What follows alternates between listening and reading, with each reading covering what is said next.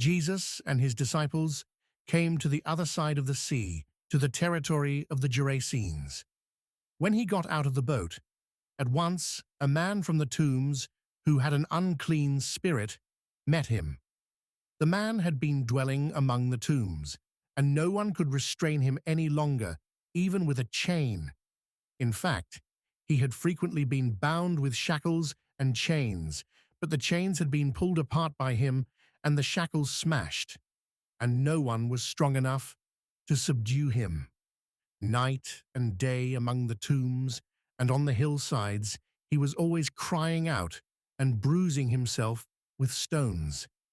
Catching sight of Jesus from a distance, he ran up and prostrated himself before him, crying out in a loud voice, "What have you to do with me, Jesus, Son of the Most High God? I adjure you, by God, do not torment me." He had been saying to him, "Unclean spirit, come out of the man." He asked him, "What is your name?" He replied, "Legion is my name. There are many of us." And he pleaded earnestly with him not to drive them away from that territory. Now, a large herd of swine was feeding there on the hillside, and they pleaded with him, "Send us into the swine. Let us enter them."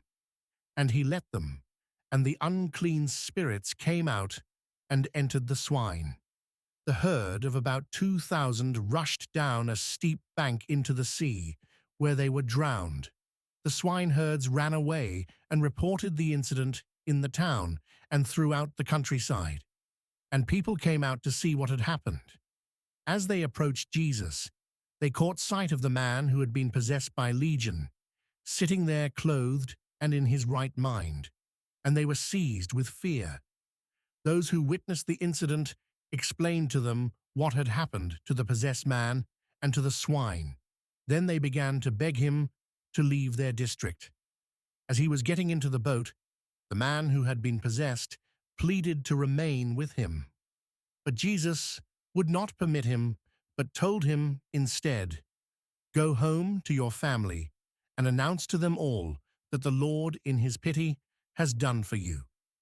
Then the man went off and began to proclaim in the Decapolis what Jesus had done for him, and all were amazed.